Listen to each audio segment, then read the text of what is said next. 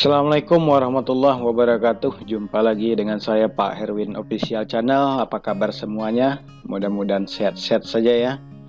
Kita lanjutkan lagi materi kita tentang masih lanjutan materi sebelumnya pada jaringan komputer. Nah, sekarang materinya adalah multiple access link protocol.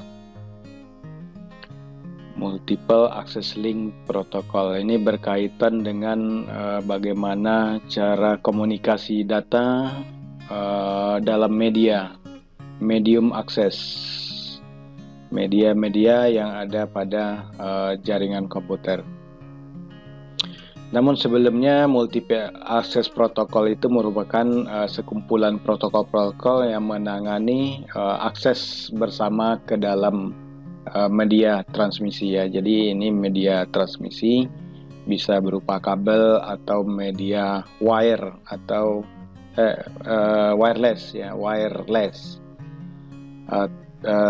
kabel dan tanpa kabel. Multiple Access Protocol. Nah, ada dua model pada Multiple Access Protocol. Yang pertama adalah model point to point. Nah, point to point ini banyak yang menggunakan point to point ini.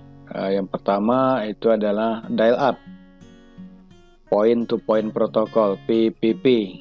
Ya, point to point protokol ini banyak lagi pembagiannya, bisa menggunakan PPOE, kemudian ada yang namanya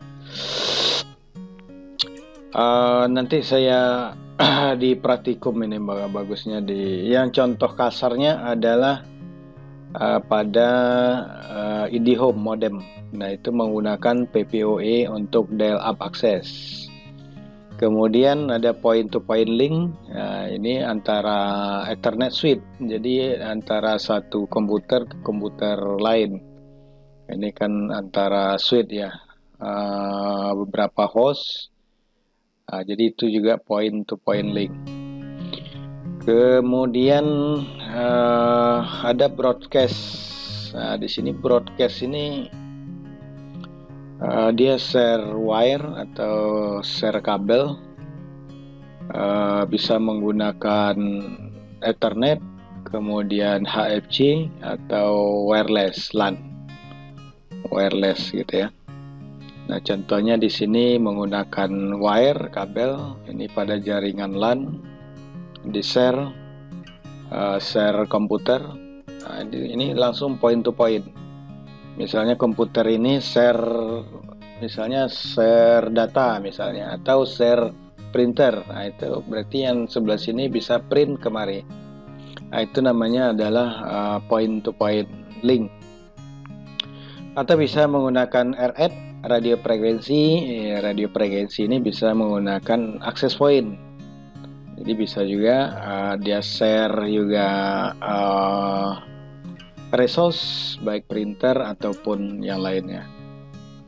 Nah, ini bisa menggunakan 802.11 untuk WiFi atau wireless, atau menggunakan ini satelit share RF juga, radio frekuensi, cuman dia menggunakan satelit sebagai media penghantar antara node. Jadi node ini diarahkan ke satelit, kemudian diterima di node yang ini. Nah, itu bisa juga satelit, ada RF atau WiFi, ada bisa menggunakan kabel. Satu lagi ada bisa juga fiber optik, itu hampir sama dengan kabel. Nah, ini untuk mencapai ini ada single share broadcast channel. Jadi ada single, ada dua. Berarti ada single share, ada lebih daripada satu transmisi ya. Untuk multiple access protokol ini kita menerapkan beberapa metode. Nah, bayangkan jika kita satu line tapi node-nya banyak menerima dan di situ juga ada mengirim. Nah, ini kemungkinan untuk terjadinya tabrakan itu besar sekali. Nah, kemudian di sisi lain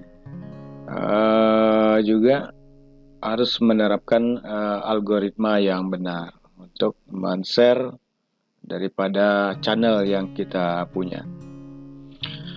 Nah, kemudian idealnya itu multiple access protokol. Kalau misalkan satu node ingin kirim data, dia akan kirim kecepatan sebesar Rbps. Nah, dia akan mengirimkan rate-nya atau kecepatan sebesar Rbps. Tapi kalau ada M node juga yang mau kirim, maka masing-masing kecepatan akan mendapat rata-rata kecepatan R dibagi M. Nah, dalam hal ini dilakukan, ini metodenya adalah full decentralized, jadi tidak ada koordinasi antar node, jadi dia langsung saja mengirimkan dan menerima data, juga tidak ada di sini pembagian waktu berdasarkan slot, itu tidak ada. Jadi di sini cukup simple sekali. Nah, kemudian ada 3 model kategori dalam multiple access protocol. Yang pertama itu adalah channel partitioning. Nah, di channel partitioning ini adalah membagi channel ke dalam potongan-potongan kecil.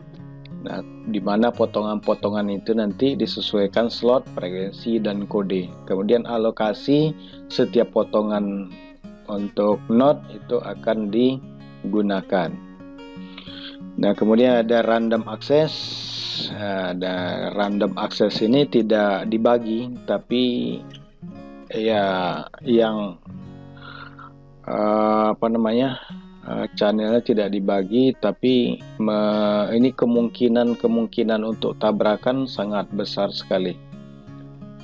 Jadi selalu dilakukan perbaikan terhadap tabrakan tadi. Kemudian yang ketiga, ini ada metode giliran. Jadi masing-masing node itu bergiliran untuk mengirim dan menerima datanya. Jadi ada 3 model kelas dalam multiple access protocol. Jadi ada pembagian tadi, kemudian random, jadi terserah siapa yang menerima, siapa yang mengirim. Nah, kemudian yang ini dibagi bergiliran gitu. 3 model. Nah, selanjutnya di sini yang kita masuk ke yang pertama tadi, model pertama yaitu pembagian partisi. Nah, di sini channel partition itu ada dengan TDMA, Time Division Multiple Access. Time Division Multiple Access ini jadi di sini akan memotong-motong berdasarkan waktu. Nah, jadi berdasarkan waktu, setiap penerima itu difikkan panjang slot, kemudian panjang paket, kemudian waktu pengiriman. Setiap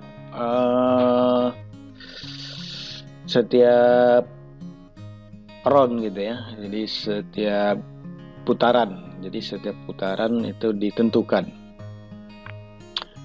Nah, kemudian akan dialokasikan sesuai dengan frame yang dikirim. Misalnya di sini ada 6 slot frame yang akan dikirim dan juga akan diterima. Di sini frame 1, 2, 3 dan seterusnya, seperti itu.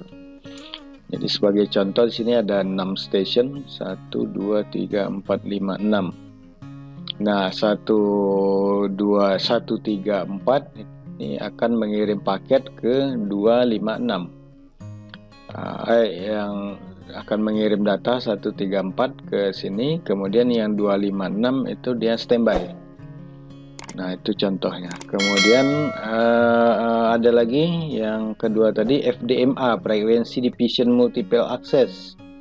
Jadi sini channel spektrum itu dibagi-bagi ke dalam frekuensi band.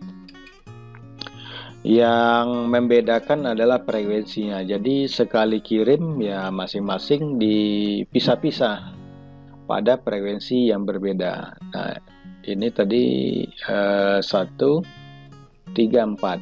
Jadi yang frame yang pertama itu frekuensinya di sini, dan yang ketiga di sini, dan keempat ada di sini. Jadi dialokasikan berdasarkan frekuensi, sehingga ini kemungkinan untuk tabrakan itu tidak akan terjadi. Namun juga punya keterbatasan kepada berapa ya frekuensi yang bisa dialokasikan atau digunakan untuk medium ini. Jadi terbatas juga frekuensi yang digunakan. Nah, ini adalah sinyal atau carrier pembawa. Ini sinyal-sinyal sinus ini pada kabelnya, pada kabel. Nah, selanjutnya ada random access protocol tadi, random access protocol. Jadi dalam hal pengiriman dan penerimaan dia secara random. Jadi pengiriman full ke channel, data rate-nya, kecepatannya R. Tidak ada prioritas atau selama node-nya diprioritaskan gitu ya.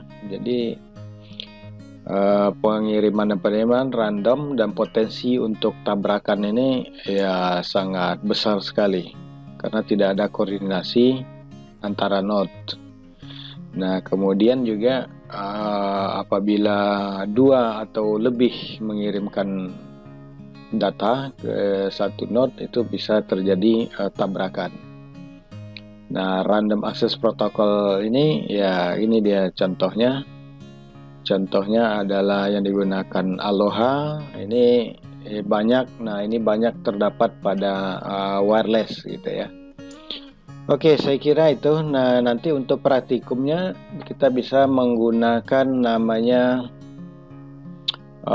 pakai point to point protocol. Contohnya yang di sini saya ini menggunakan IndiHome punya point to point protocol yang punya PPOE. Jadi PPOE ini ada server, dan ini banyak sekali.